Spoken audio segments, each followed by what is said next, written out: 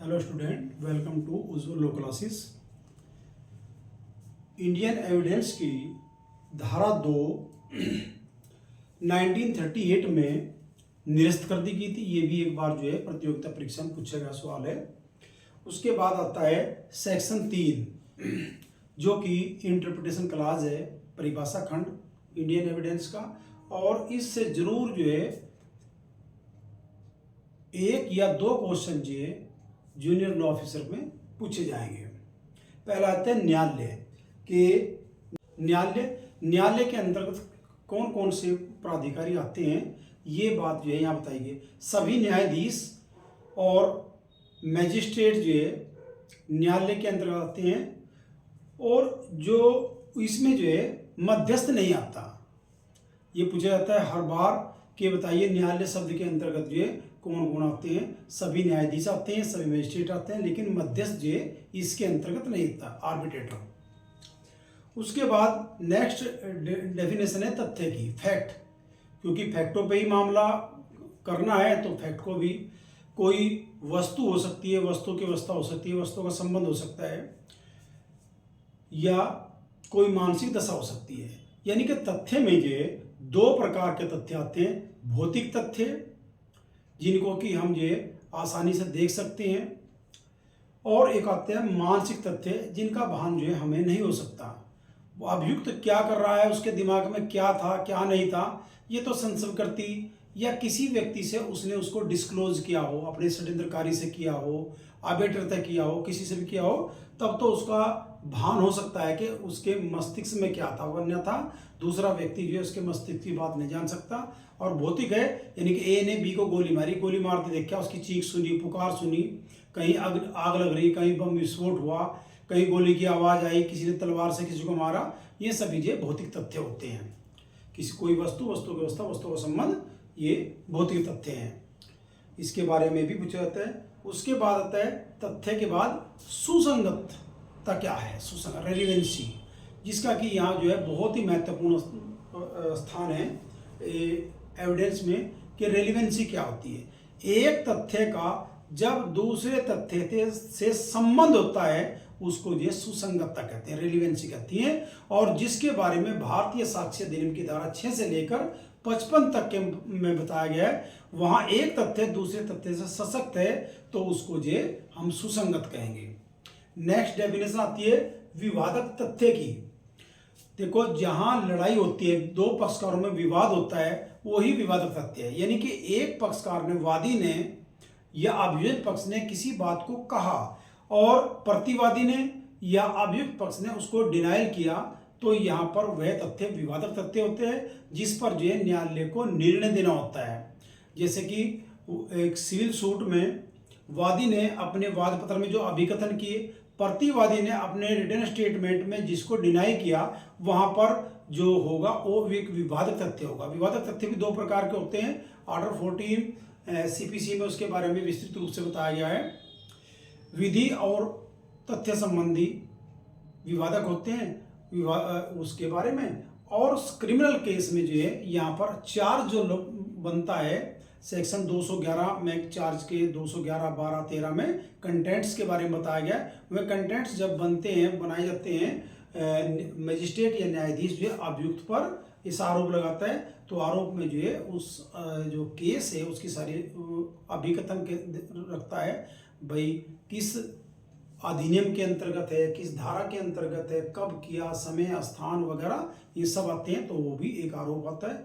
और आरोप अगर डिनाई कर देता है अभियुक्त, तब उस पर जो है आगे गवाही में चलता है। ठीक है जी। तो विवादक तथ्य हो जबकि एक पक्षकार ने अभिकथन किया हो, दूसरे पक्षकार ने उसका डिनाई किया हो, तो वह जो है विवादक तथ्य होता है, जिसको तनकीबी कहते हैं सिविल में। उसके बाद नेक्स्ट परिभाषा है दस्तावेज की, डॉक्यूमेंट। इसका भी क्योंकि डॉक्यूमेंट एविडेंस, डॉक्यूमेंट्री एविडेंस भी दी जाएगी प्राथमिक साक्ष्य, द्वितीयक साक्ष्य के रूप में, तो उसको भी यहाँ परिभाषित किया कि दस्तावेज के अंदर क्या क्या सम्मिलित होते हैं।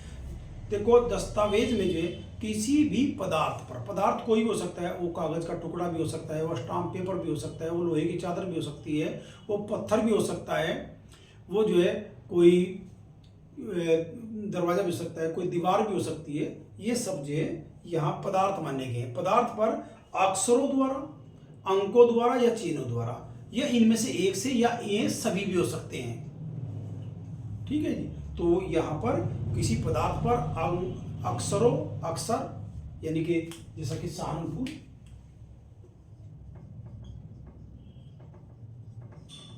मेरठ,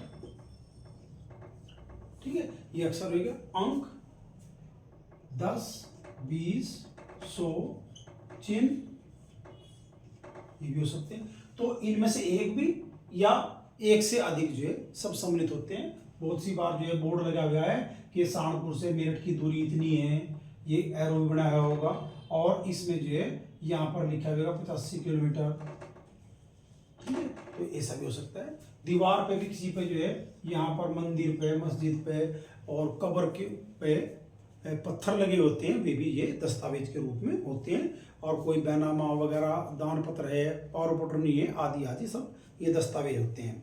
तो कोई भी लेख है वे दस्तावेज है। मुद्रित, शिला मुद्रित या फोटो चित्रित शब्द दस्तावेज हैं। मानचित्र या रेखांक दस्तावेज हैं। कैरिकेचर यानी कि व्यंग चित्र, उपसहांकन, ये भी जो है दस्तावेज में सम्मिलित माने जाते हैं। और ये डेफिनेशन में दिए भी हुए हैं। तो यहाँ पर जो है एग्जाम में पूछे जाएगा, तो आप ये इसका कि इनमें से कौन सा जो है दस्तावेज है।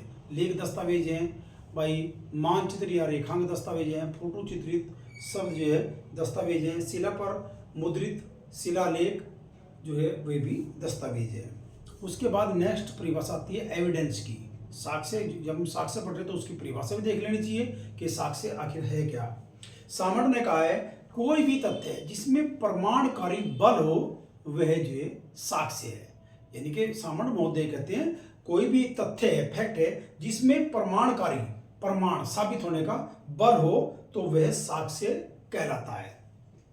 और साक्ष्य का निष्कर्ष जो है सबूत होता है। साक्ष्य दिए जाते हैं, फिर न्यायालय उसकी छानबीन करते हैं, तो वे जो है इस प्रकार से सबूत में कन्वर्ट होते हैं कि वादी अपने मामले को साबित करने में सफल रहा या असफल रहा, जैसी भी स्थिति है उसके अनुसार जो है वहाँ दिया जाता है।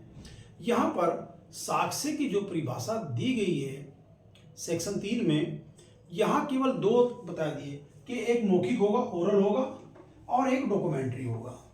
यहाँ पर जो है यही तक सीमित रख दिया। यानी कि साक्ष्य के अंतर्गत एविडेंस में ये सेक्शन 3 में किया कि तथ्य जो है जो साबित किए जाएंगे वो मौखिक साक्ष्य द्वारा या दस्तावेजी साक्ष्य द्वारा साबित किए जाएंगे। लेकिन इसके अलावा भी यहाँ पर ये परिभाषा जो है संकुचित है, बहुत कम है। इसके अलावा और भी साक्ष्य होते हैं, जैसे स्वीकृति होगी, संस्वीकृति होगी, और उसके बाद भावभंगी होगी, या न्यायालय ने किसी स्थल का निरीक्षण किया, जैसा सेक्शन 310 सीआरपीसी के अंदर करते हैं, वो भी क्या नाम साक्ष्य है। कोई शिनाख्त है वो भी साक्ष्य है। और प्राथमिक साक्ष्य भी होता है, द्वितीयक साक्ष्य भी होता है, मौखिक साक्ष्य भी होता है, प्रत्यक्ष साक्ष्य भी होता है, प्रसिद्ध साक्ष्य भी होता है, अनुसूचित साक्ष्य भी होता है। तो बहुत से साक्ष्य के प्रकार हैं, लेकिन उनको जो है यहाँ इस परिभाषा में सम्मिलित नहीं किया गया। हालांकि जब न्यायालय निर्णय देता है तो इन सभी बातों पर ध्यान दिया जाता है। वास्तविक साक्ष्य भी होता है, खून से लथपथ कपड़े, औजार कोई भी, तलवार, पिस्टल, गोली आदि आदि, ये भी जो है क्या नाम साक्ष्य के अंतर्गत है। तो यहाँ पर जो है साक्ष्य के अंतर्गत जो साक्ष्य की परिभाषा दी है वो बहुत संकुचित है। यहाँ केवल मौखिक साक्ष्य और दस्तावेज साक्ष्य तक इसको सीमित रखा। उसके बाद जो है यहाँ और बहुत चीजें आती हैं। यहाँ उसको भी इंडियन एविडेंस में है जो आगे बताएंगे, लेकिन यहाँ धारा 3 में नहीं है ये बात। अनुचित साधनों द्वारा प्राप्त किए गए साक्ष्य को भी साक्ष्य माना जाता है, और यहाँ रेलिवेंसी है उसकी, और उसके आधार पर न्यायालय निर्णय देते हैं। वारेंद्र कुमार घोष वर्सेस सम्राट के मामले में सबसे पहले प्रिवी काउंसिल ने कहा कि अगर अनुचित साधनों से प्राप्त साक्ष्य प्रस्तुत किया गया न्यायालय में, चोरी से किया गया वगैरह किया गया, तो सुसंगत साक्ष्य हमेशा सुसंगति होता है, भले ही वह अनुचित साधनों द्वारा प्राप्त ही क्यों नहीं किया गया हो।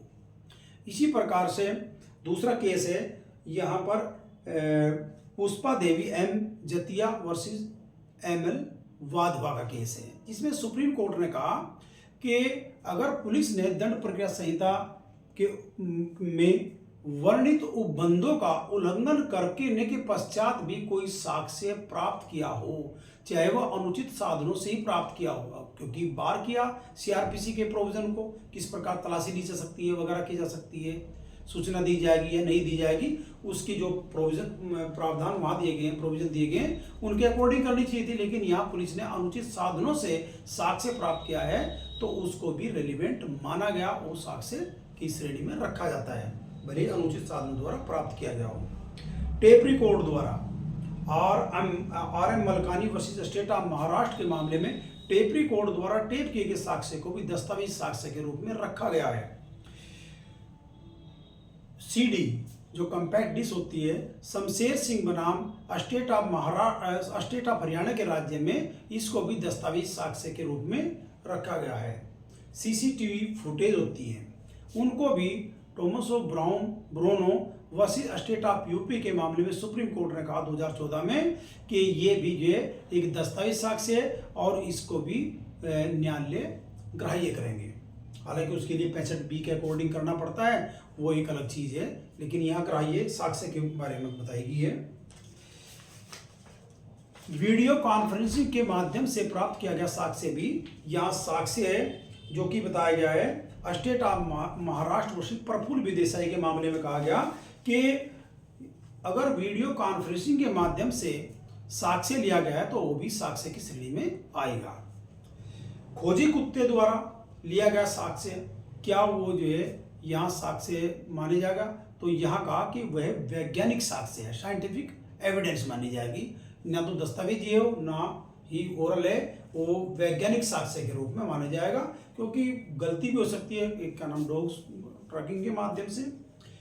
अब देखते हैं साक्ष्य के प्रकार क्या है। साक्ष्य वास्तविक साक्ष्य भी हो सकता है, प्रत्यक्ष साक्ष्य भी हो सकता है, अप्रत्यक्ष साक्ष्य यानी कि परिस्थिति साक्ष्य भी हो सकता है, हेयरसे एविडेंस भी हो सकता है, प्राथमिक साक्ष्य हो सकता है, द्वितीयक साक्ष्य हो सकता है, मौखिक साक्ष्य हो सकता है, दस्तावेज साक्ष्य होता है, आदि आदि ये इसके प्रकार हैं।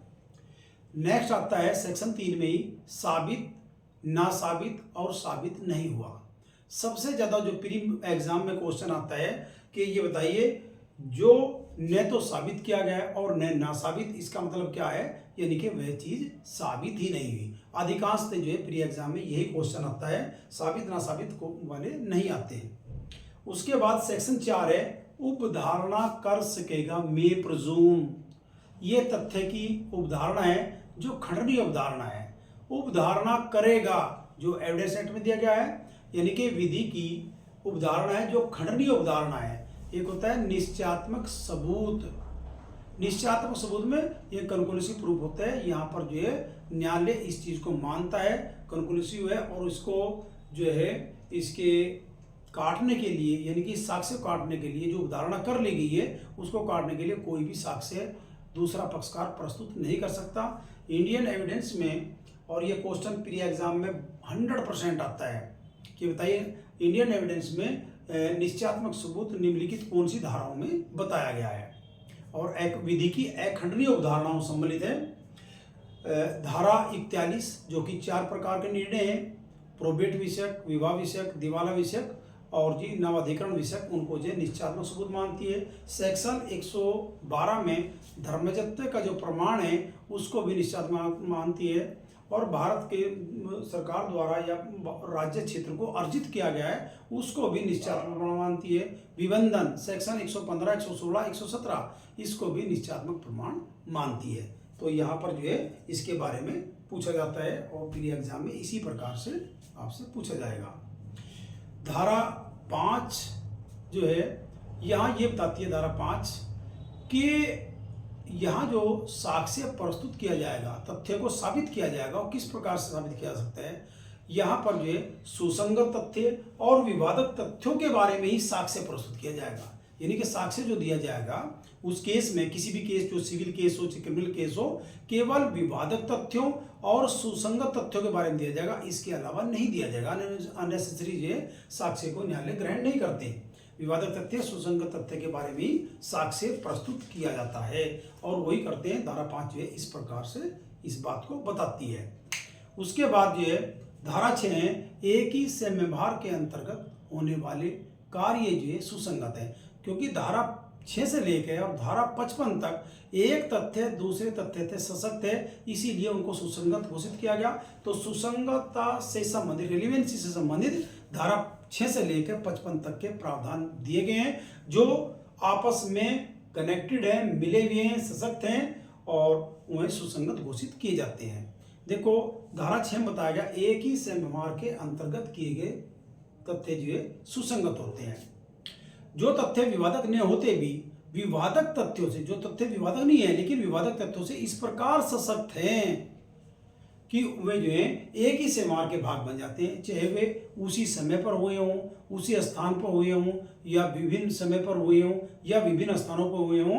अगर वे जो है विवादक नहीं है लेकिन विवादक तथ्यों से सशक्त हैं तो उनको सुसंगत घोषित किया गया है धारा 6 के अंतर्गत। ये अंग्रेजी विधि में जो रेजिस्टर का सिद्धांत है उसको जो है धारा 6 में सम्मानित किया गया है। इसमें कई केस हैं, रटन वर्सी क्वीन का केस है, आर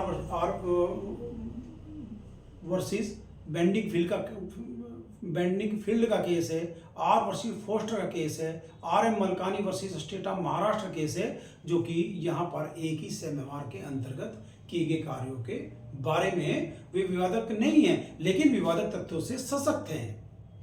और ये हेर से भी है, यानी कि सुनी सुनी बात को सेक्शन 6 में जो है स्वीकार भी किया जाता है एविडेंस के अंतर्गत। तो इतना ही आएगा इसमें से, इससे पूछे जाएगा। उसके बाद धारा 7 आती है। धारा 7 में जो है 3 चीजें, हेतुक, अवसर और परिणाम। धारा 7 के अंदर कि अगर उस कार्य को करने के लिए कोई हेतुक था, अवसर मिला अभियुक्त को और उसका परिणाम जो हुआ वह जो है सुसंगत घोषित किया गया है। धारा 8 में जो है हेतु, मोटिव,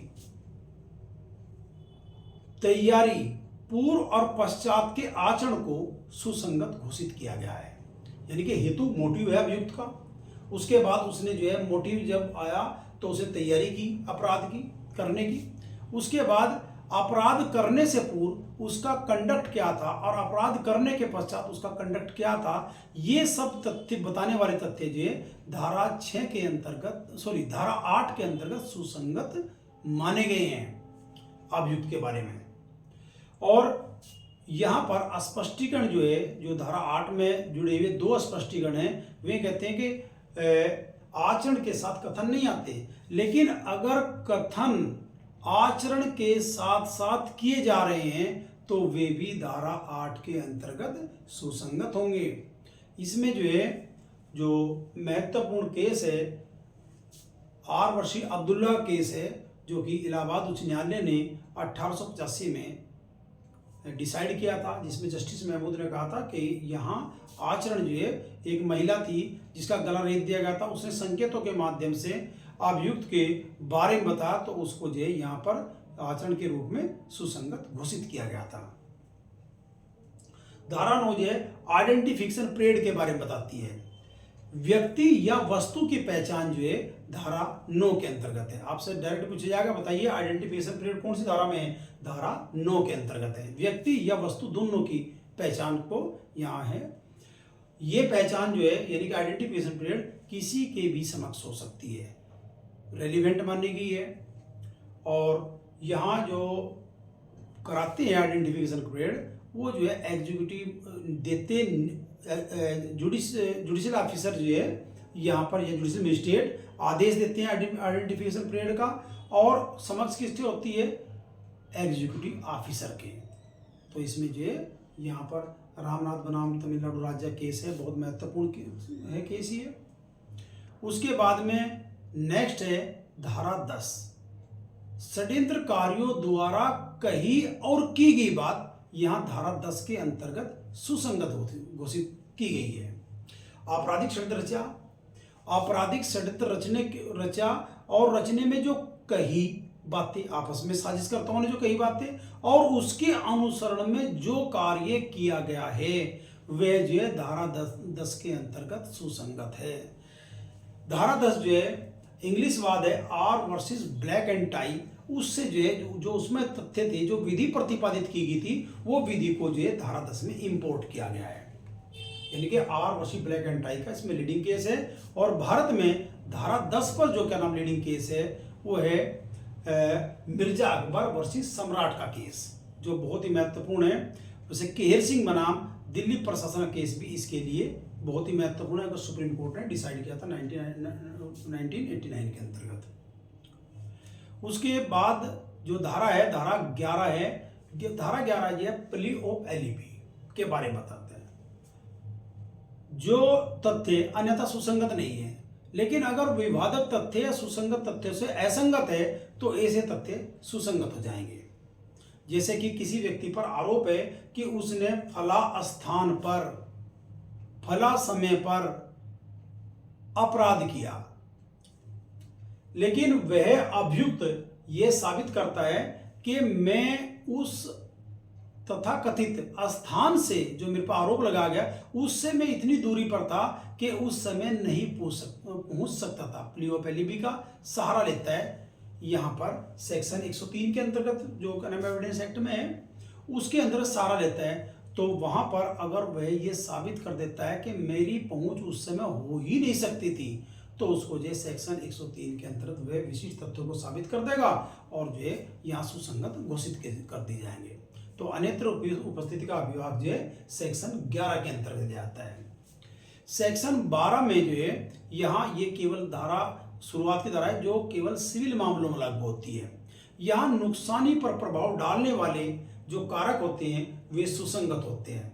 नुकसानी पर प्रतिकर अधिनियमित करने के लिए जो कारक होंगे वे न्यायालय सुसंगत घोषित करेगा। मान लो धारा 73 के अंतर्गत इंडियन कॉन्ट्रैक्ट एक्ट में कोई संविदा भंग कर देगी तो संविदा भंग करते समय नुकसानी जो हुई है एक पक्षकार को वादी को नुकसान हुई, प्रतिवादी से कितनी दिला हुआ प्रतिकर निर्धारण करने में उन तथ्यों को ध्यान में रखते हुए धारा 12 के अंतर्गत नुकसानी दिलाता है। मानहानि के मामले में, विद्वेषपूर्ण अभियोजन के मामले में, मिथ्या कारावास के मामले में आदि मामलों में जो है यहाँ प्रतिकर निर्धारण न्यायालय इस प्रकार से नुकसानी कितनी हुई वादी को उसके प्रतिकर का निर्धारण जो है धारा 12 के अंतर्गत जो करेगा और वो जो सुसंगत माना जाएगा। यहाँ पर धारा 13 में रूढ़ी या अधिकार जो हैं उनके बारे में बताया गया है, ये सिविल और क्रिमिनल सब में लागू होता है। धारा 14 मन व शरीर की दशा को इंगित करने वाले तथ्य सुसंगत माने गए हैं, यानी कि मन और शरीर की, क्या उसका हास्य था, सद्भाव में किया, सदस्य से किया या सद्भावना पूर्वक किया, आदि तथ्य जो है यहाँ पर, या उसने जो है बेईमानीपूर्ण हास्य से किया, आदि तथ्य जो है यहाँ सुसंगत घोषित किए जाते हैं जो कि फैक्ट से आते हैं। मन व शरीर की दशा यानी कि अभियुक्त के मन व शरीर की दशा को यहाँ सुसंगतता दी गई है, जो भी क्या फैक्ट आएंगे। यहाँ पर जो है एक है कि क्या पूर्व दोष सिद्धि भी सेक्शन 14 के अंतर्गत सुसंगत घोषित की जा सकती है। तो यहाँ धारा 14 का स्पष्टीकरण 2 है जो पूर्व दोष सिद्धि को सुसंगत घोषित करता है। धारा 15 में बताया गया कि कार्य आकस्मिक था या साक्ष्य, यानी कार्य अभियुक्त द्वारा जो किया गया है वह दुर्घटना से किया गया या उसने वह कार्य जानबूझकर किया। तो वहां न्यायालय के समक्ष जो तथ्य प्रस्तुत किए जाएंगे उनको देखते हुए न्यायालय निर्धारित करेगा कि ये कार्य आकस्मिक था या साक्ष्य था। अगर वो कार्य आकस्मिक था तो उसके अनुसार कार्य को निर्णय देगा, अगर कार्य जानबूझकर किया गया, साक्ष्य किया गया तो उसके अनुसार न्यायालय निर्णय देता है। यहाँ पर जो है मान लो किसी व्यक्ति ने अपनी दुकान का बीमा कराया और उसमें जो है बीमा कराने के पश्चात उसमें आग लगी और आग लगने के पश्चात ये दुकानदार ने बीमा कंपनी से बीमा राशि प्राप्त कर ली। दूसरी बार फिर उसने बीमा करा और फिर उसमें आग लग गई। तो यानी ये क्रमवर्ती चला और एक ही से उसके लिए यानी कि एक ही आवाली यानी कि सीरीज का पार्ट है और उस बीमा भी करा उसने, तो वहां पर ये कार्य आकस्मिक नहीं है, साक्ष्य है, जानबूझकर किया है, उन्हें बीमा धनराशि प्राप्त करने के लिए किया गया। तो न्यायालय में निर्णय करने के लिए धारा 15 के अंतर्गत जो तथ्य प्रस्तुत किए गए वे सुसंगत हो सकते हैं। धारा 16 में है कारोबार के अनुक्रम में जो कार्य किए जाते हैं वे सुसंगत हैं। जैसे कि ए व्यक्ति बी को कोई चिट्ठी भेजता है और वो चिट्ठी जो है वहाँ पर डाक घर में जो है सुरक्षित स्थान पर जहाँ की इस प्रकार क्रमवर्ती चिट्ठी रोज जाती हैं, डाकने में डाल रख दी और वहाँ से जो है डेली कारोबार के अनुक्रम में वे चिट्ठी जो है भेजी जाती है जहाँ जिसका कर्म एड्रेस है और वो भेजेगी। लेकिन रिटर्निंग ऑफिसर द्वारा रिटर्न जो है आप हुई नहीं कभी भी, तो ये समझा जाएगा सेक्शन 16 के अंतर्गत कि वो चिट्ठी जो है उसके पास पहुंच गई होगी। यानी कि इसको जो है सेक्शन 16 में कारोबार के अनुक्रम में अगर कोई कार्य किया जाता है तो वो सुसंगत घोषित किया गया है। हालांकि ये मे प्रजूम है, सेक्शन 114 के अंतर्गत इसको जो है मे प्रजूम मानेगा, सेल प्रजूम नहीं मानेगा। तो आज यहीं तक। कल को मैं स्वीकृति और संस्कृति के बारे में जो महत्वपूर्ण प्रश्न प्री एग्जाम आते हैं केवल उन्हीं के बारे में बताऊंगा। धन्यवाद।